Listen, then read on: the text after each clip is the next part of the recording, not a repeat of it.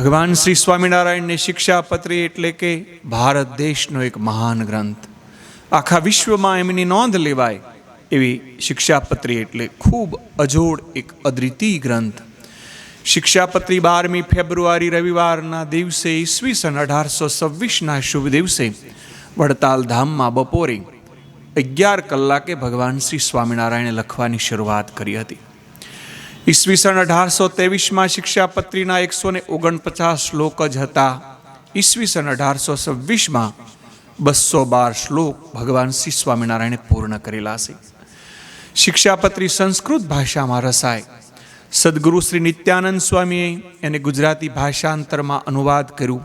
શતાનંદ સ્વામીએ શ્રીમદ સત્સંગી જીવનમાં 4થા પ્રકરણમાં એમને મૂકવામાં આવેલી છે. 8 દિશામાં રહેતા પોતાના આશ્રિતોને એક દિવસ શિક્ષાપત્રી આપવા માટે શિક્ષાપત્રી સર્વપ્રથમ 8 પ્રત સૌથી પહેલાં બહાર પાડવામાં આવી હતી.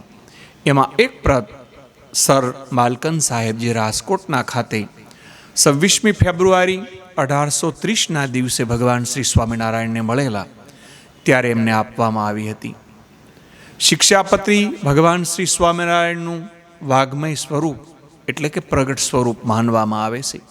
શિક્ષાપત્રીને બનારસ હિન્દુ યુનિવર્સિટીમાં પાઠ્યપુસ્તક તરીકે ગુજરાતી, હિન્દી, મરાઠી, સંસ્કૃત, બંગાળી, તમિલ, તેલુગુ, ઉડિયા, ઉર્દુ, વ્રજ તેમજ અનેક દેશના કુલ જુદી જુદી ભાષામાં શિક્ષાપત્રીનું ભાષાંતર એટલે કે રૂપાંતર કરવામાં આવ્યું છે.